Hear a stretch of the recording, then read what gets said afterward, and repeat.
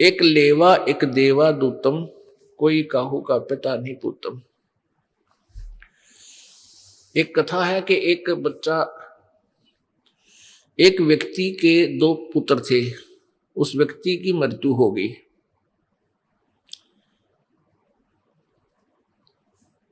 और वो आपस में क्या थे कि बड़ा लड़का जो था वो दूसरी पत्नी से था, उसकी मृत्यु होने के बाद दूसरी शादी कराई तो दूसरा लड़का उसके दूसरी पत्नी से प्राप्त हुआ था। तो दोनों ही पत्नियां उसकी मृत्यु को प्राप्त हो चुकी थी और बड़े लड़के की शादी कर दी थी, छोटा भी अनमैरिड था और खुद उस व्यक्ति की भी मृत्यु हो गई। अब वो छोटा लड़का बड़े लड़के का विवाह हो चुका था। अब छोटा जो उसकी मौसी का लड़का था वो कुछ दिनों के बाद बीमार हो गया, रोगी हो गया। और रोगी इतना हो गया कि 2-4 जगह दिखाया, उसे कोई आराम नहीं हुआ। किसी ने कहीं बताया, किसी ने कहीं बताया, उसमें पैसे ज्यादा लगने थे। इसलिए बड़े भाई ने और उसकी पत्नी ने एक स्कीम बनाई कि अपने यहां काफी संपत्ति है, अच्छी जमीन है, बड़े बड़े मकान हैं, और ये अगर जीवित रहा तेरा भाई, वो खुद बातें करते हैं, यदि ये जीवित रहा तो आधी संपत्ति को प्राप्त करेगा। और अब ये मृत्यु के निकट पहुंच चुका है, इसका इलाज करवाएंगे तो काफी पैसे लगेंगे, क्यों ना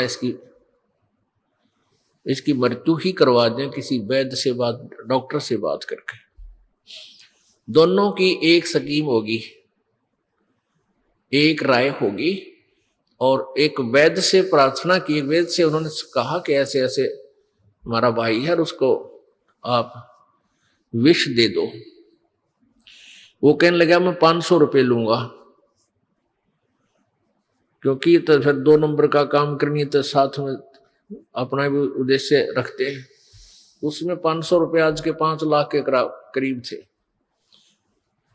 तो उन्होंने स्वीकृति दे दी। उस वैद्य ने उस रोगी को ऐसी दवाई दे दी जिससे उसकी कुछ दिनों में मृत्यु होगी। अंतिम संस्कार किया, खुशी मनाई। 1 वर्ष के बाद उनके एक संतान उत्पत्ति होगी, एक लड़का उत्पन्न हुआ,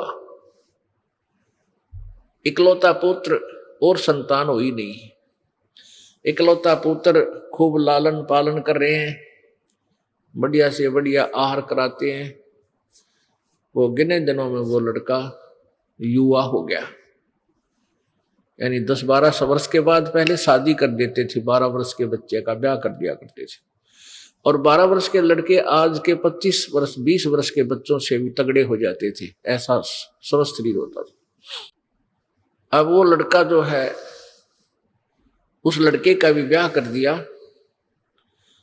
शादी होने के कुछ ही दिन उपरांत वो बच्चा फिर बीमार हो गया, वो उनका लड़का बीमार हो गया। यानी पहले तो भाई बीमार था, उसकी मृत्यु होगी, फिर पुत्र हुआ तो वो पुत्र भी रोगी हो गया कुछ दिनों शादी होने के उपरांत।